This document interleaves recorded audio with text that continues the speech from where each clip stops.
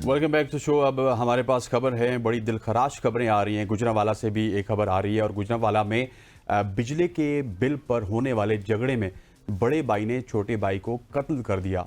वाकया गुजरांवाला के इलाके प्रिंस रोड में पेश आया, जहां बिजली के बिल के पैसों पर दो भाइयों में झगड़ा हुआ। झगड़े में बड़े भाई ने छोटे भाई को कत्ल कर दिया। My God. और जो फिलहाल मुलजिम को गिरफ्तार कर लिया गया है। पुलिस का ये कहना है कि दोनों भाई मेहनत मजदूरी करते थे और एक ही मकान में रहते थे, मगर बिजली का बिल 10,500 रुपए आया था और उस पर झगड़ा हुआ।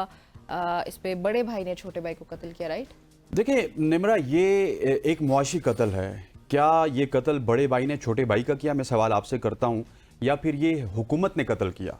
क्योंकि हम मेरे ख्याल पिछले 2 महीने से पीट रहे हैं कि बिजली के बिल आम आदमी नहीं दे सकता। जिस शख्स की सैलरी 20-25 हज़ार रुपये है, वो 20 हज़ार का बिल देगा तो खाएगा कहाँ से, रहेगा कहाँ पे, बच्चों की फीसेस कहाँ से सबमिट करवाएगा? तो ये तो एक मुआशी कत्ल है। मुआशी कत्ल, बिल्कुल आपने ठीक टर्म यूज किया हसनैन।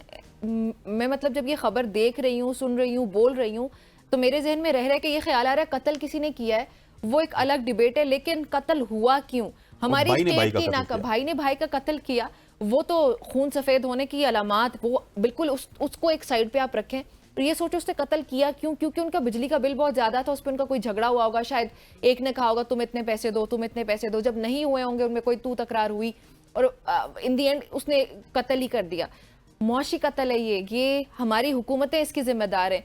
अब देखें कि हमारी हुकूमतों की वजह से इतने ज्यादा बिल्स आने लगे हैं जहां पे लोग या तो खुदकशी कर रहे हैं या एक दूसरे को कत्ल कर रहे हैं। और हमारे ये फिर हमें ये डिबेट भी हमारे सामने आती है कि हमारा मुल्क गरीब है, कर्जे लेके आप लोग कहाँ छोड़ रहे हैं, क्या हो रहा है, मुझे तो समझ नहीं आ रही। हमेशा आवाम को ये बेवकूफ बनाया जाता है कह के कि IMF से हम लोगों का ये वाला मुआहदा तय पा जाए, उसके बाद बिल्कुल सब कुछ ठीक है, all is going to be well. ये वेल है हमारे सामने, जहां पे आवाम 10,000 रुपया बिल पे नहीं कर पाते, गरीब, और वो फिर एक दूसरे बड़ा को। अनफॉर्चुनेट है। और देखें, बिल की बात नहीं है सिर्फ, ये पूरी नेशन की बात है। आप देखिए, IPPs के ऊपर हम बात करते हैं, वहाँ पे कोई अमल दरामद नहीं हो रहा।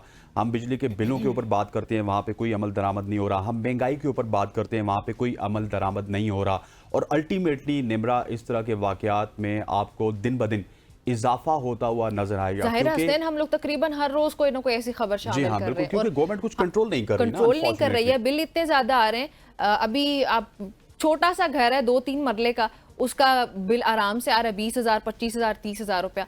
या खुदा के बंदो, जो 3 मरले 30,000 रुपया सैलरी उस शख्स की पता की जाए तो 30,000 रुपया 30,000 रुपया भी बहुत हसनैन, अगर उसकी अच्छी जॉब है तो होती है इस मुल्क में। अनफॉर्चुनेटली 30,000 रुपया शायद आप अगर किसी ऑफिस में किसी पोस्ट पे हैं तो आपका 30,000 रुपया होगा, वरना तो आम आदमी तो 10,000 रुपया भी नहीं कमा पाता है महाना।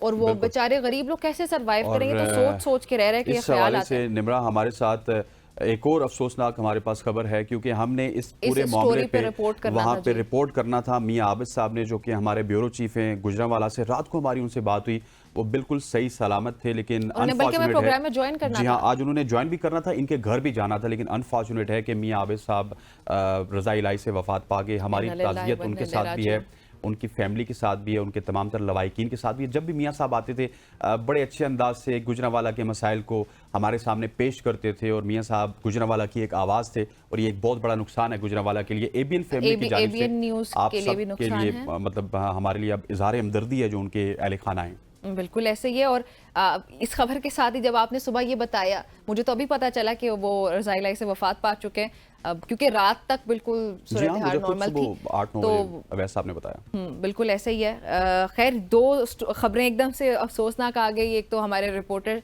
की, फिर उसके बाद ये खबर कि भाई ने भाई का कत्ल कर दिया। कुछ रोज पहले आपने देखा होगा कि हमारे पास एक्टर्स वगैरह आते रहे, उन्होंने हमें ज्वाइन किया, पाकिस्तान के एथलीट्स हमारे साथ आते रहे, उन्होंने ये आके रो के कि हम लोग नहीं अफोर्ड कर पा रहे। सोचें, एथलीट्स वगैरह, स्पोर्ट्समैन या एक्टर्स, इनको हाईली पेड कंसिडर किया जाता है ममालिक में। एग्जैक्टली। थोड़ा सा आगे चलते हैं। अब जिस तरह मैंने जिक्र किया था कि गुजरांवाला में एक अफसोसनाक वाकया और कराची में भी, कराची के इलाके मंगू पीर में जिरगे के फैसले पर पसंद की शादी करने वाले जोड़े को कत्ल कर दिया गया। पुलिस हुक्काम के मुताबिक आदिल और सायरा के कत्ल में वालिदैन की मर्जी भी शामिल थी। मकतूला की माँ और खाला ने भी कत्ल में सहूलतकारी का काम सर अंजाम दिया। अस्तगफिरुल्लाह। ये नामुमकिन सी खबरें हैं। खैर, कत्ल से जो मकतूला की माँ और खाला जो है वकुआ पर वो मौजूद थी और मुलजिमान के घर उनको जो है वो अंदर बुलाया, फायरिंग की, और फायरिंग में मुलविस मुलजिमान भी मकतूलिन के करीबी अजीज थे। और ये जो मकतूलीन हैं इनके अहले खाना ने मुकदमा दर्ज कराने से भी इनकार कर दिया। और इसके अलावा कुछ अर्सा पहले गुजरावाला में भी नाज़रीन पसंद की शादी करने वाले जोड़े को कत्ल किया गया था और उसके साथ ही लड़के की वालिदा को भी कत्ल कर दिया गया था। ये खबर एक तो अभी हमने कराची से शामिल की है, कुछ रोज़ पहले ये गुजरावाला की खबर है। पसंद की शादी करना, गैरत के नाम पे कत्ल कर देना, ये पता नहीं फिर कहाँ का इंसाफ है कि अगर कोई पसंद की शादी कर लेते हैं तो आप उसको कत्ल कर देते हैं। लेकिन अनफॉर्चुनेट ये है निमरा कि आप देखिए कि जिरगे के फैसले के बाद ये फैसला किया गया। हाँ। मतलब जिरगा बैठा, उसने फिर ये फैसला किया कि इनको कत्ल कर दिया जाए। हालांकि हमारा दीन जो इस्लाम है उसमें ये इजाजत है, हमारे नबी अलैहिस्सलातु वस्सलाम ने बताया है पसंद कि की शादी आपने की है हमारे नबी ने। बेटे की भी और बेटी की भी दोनों की रजामंदी शामिल करनी है। और Exactly. अगर वो रजामंद नहीं होंगे तो आप उनकी शादी उस जगह पे नहीं कर सकते। पसंद का लेकिन हम हुक्म पता है नहीं, हसनैन, हम हुक्म पता दिया नहीं। गया कि आप पसंद करके करें, क्योंकि आपकी जिंदगी है। और पसंद से हमारे यहाँ उसको एक गलत रंग दिया जाता है। पसंद से मुराद कि आप बात करें, देखें, अगर आपको पसंद आती है, फैमिलीज को एक दूसरे की फैमिलीज पसंद आती है तो उसके बाद शादी की जाए। पसंद की शादी ही एक्चुअली दीन हमें कहता है। एक तो हमने पसंद की डेफिनेशन गलत बना दी है, फिर उसके बाद सजाएं और ये जजाएं, ये क्या चल रहा है इस मुल्क में। खैर, इस पे बातचीत करने के लिए एडवोकेट अदनान हमारे साथ मौजूद है। अस्सलाम वालेकुम अदनान साहब। अदनान साहब, आवाज आ रही है? अदनान साहब? जी जी, आपकी आवाज आ रही है। वालेकुम अस्सलाम। जी, ओके ओके। अदनान साहब, ये बताइएगा कि जिरगे के फैसले के बाद ये कत्ल किया गया है, कानून इसके बारे में क्या कहता है? ये फैसले की क्या हैसियत होती है? देखिए जी, कानून के मुताबिक इसकी कोई भी हैसियत नहीं है, क्योंकि जिरगा को 20 साल पहले सुप्रीम कोर्ट की वर्डिक्ट है कि वो उसकी कोई नहीं है। ये मतलब जिरगा जो है ये बिल्कुल गैर कानूनी है और उसकी कानूनी कोई भी हैसियत नहीं होती। अब क्योंकि लोग जो है ज्यादा स्पीडी इंसाफ चाह रहे होते हैं, वो चाह रहे होते हैं कि भाई हम कोर्ट कचहरी के जो मामलात हैं उसमें ना जाएं और हम जो है वो जल्दी से इंसाफ हमें मुहैया हो जाए। क्योंकि फिर ये होता है कि सबसे पहले जो पार्टी को जाना पड़ता है वो पुलिस के पास जाना पड़ता है कि वही FIR लॉन्च हो, फिर प्रोसिक्यूशन चलती है, फिर आपकी जुडिशरी इन्वॉल्व हो जाती है, कोर्ट का अदालत का निज़ाम हो जाता है। तो इस निज़ाम के अंदर इतना डिले हो जाता है कि लोग जो है वो फौरन इंसाफ चाह रहे होते हैं और इस फौरन इंसाफ की वजह से जो है ना लोग ये शॉर्टकट ढूंढते हैं जिसकी कानूनी कोई भी हैसियत नहीं होती।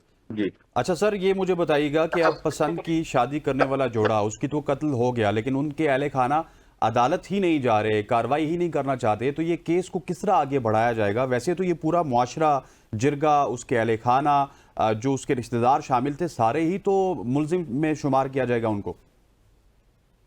जी, बिल्कुल ऐसा ही है। देखें, अब जो भी इस वाकये के अंदर जो भी साजिश के अंदर शामिल होगा वो तमाम के खिलाफ जो है वो कार्रवाई होती है। ये ऐसा नहीं होता कि ये देखिए, अब जिसने कत्ल किया या जिसने कत्ल की साजिश की, दोनों बराबर के जो है ना उसमें शरीक होते हैं। ऐसे नहीं होता कि ये कार्रवाई एक तरफा होगी या एक तरफ होगी। तो ये बिल्कुल ऐसा ही है कि उसमें तमाम जितने भी लोग हैं, जैसे कि अभी जिरगा के फैसले के बाद ये जो कराची के अंदर जो कत्ल हुआ है, जिसकी जितनी मजम्मत की जाए कम है, और उसमें जितने भी फूफी या खाला जो भी आ रही है वो तमाम के तमाम लोग जो है वो इस जुर्म के अंदर जो है वो इन्वॉल्व है। जी अच्छा अदनान साहब, ये जो गैरत के नाम पे कत्ल होता है, ये जो ऑनर किलिंग होती है, इसकी मुतादिद खबरें हमारे सामने बार बार आती रहती हैं, वक्तन फवक्तन कोई ना कोई नया केस सामने आ जाता है, तो कानून में इसकी क्या सजा होती है? जो भी मुलव्विस है, जिसने कत्ल किया, या जो मुलव्विस है उनकी भी? देखिए, हमारे यहाँ एक बड़ी बदकिस्मती, ये जो कारोकारी या जिरगा के अंदर जो भी सजा के जो मुस्तहिक होते हैं ना, सपोज करें कि पहले हम ये कहते थे ये वो कस्टम्स और वैल्यूज जो हमारे जो छोटे गांव है वहां पे जो है ये सिस्टम चल रहा है, लेकिन अब जिरगा का सिस्टम अब कराची तक फैल गया है। अब KPK के अंदर देखें आप, चाहे आप बड़े शहरों पाकिस्तान की मेट्रोपॉलिटन सिटी में चले जाए, वहां पे जिरगा का सिस्टम अभी आपके पास ये रिसेंट मिसालें मिलती है। मसला यहाँ पे आता है जो जिरगा करने वाले हैं ना उनको सजा नहीं मिल रही।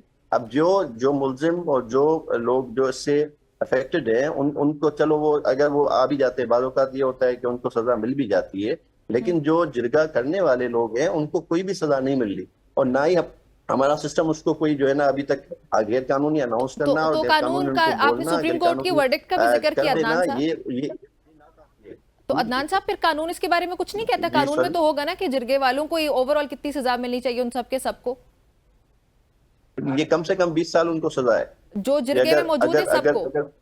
क्योंकि अब लेकिन फिर भी उसके बावजूद भी आप देखें ना, सुप्रीम कोर्ट की वर्डिक्ट है, वहां पे हमारे पास मौजूद है तमाम चीजें कि जिरगा, यानी कि आप क्या कह रहे हैं, एक मुल्क एक अदालती निजाम जो आईनी निजाम हमारे पास मौजूद है उसको हटा के आप एक और निजाम ला रहे हैं जिससे अच्छा अदनान साहब, मुझे एक जो कंफ्यूजन कि मेरी गैर दूर कानूनी है। कीजिएगा। अब उस अदनान साहब, मेरी मतलब एक आप कंफ्यूजन क्या दूर कह रहे हैं कीजिएगा। कि एक जुडिशरी सिस्टम चल रहा है, एक जुडिशरी सिस्टम के अंदर होते हुए आप एक और निजाम बना रहे हैं जिसकी कोई कानूनी हैसियत नहीं है।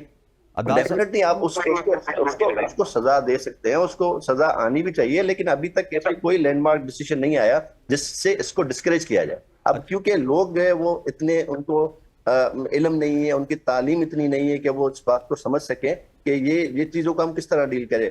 लोगों के जहन में सिर्फ एक ही चीज है, वो ये कि स्पीडी जस्टिस चाहिए हमें। एक जो है ना, शफाफ तो नहीं कह सकते इसको, लेकिन हमें जल्दी जल्दी इंसाफ चाहिए। तो जल्दी इंसाफ के चक्कर में ये हो रहा है जो आपके सामने। अच्छा अदनान साहब, मुझे ये बताइएगा कि अब यहाँ पे घर वाले भी इन्वॉल्व हैं, उसके साथ साथ अगर देखा जाए तो जिरगे में फैसला करने वाले भी इन्वॉल्व हैं। ज्यादा जुर्म किसका है? क्योंकि फैसला करने वाले तो अक्सर बच जाते हैं और फिर घर वाले फंस जाते हैं, या जो लोग जिरगे में गए थे फंस जाते हैं, लेकिन जिरगे वालों को कोई नहीं पूछता। इस केस में किसको ज्यादा सजा मिलेगी, घर वालों को या जिरगे में वो जो 4-5 लोग हैं फैसला करने वालों को? लेकिन दोनों फरकीन को, जी जी, हमारी बदकिस्मती है हुसैन साहब, हमारी बदकिस्मती ये है कि जो वो इतने पावरफुल,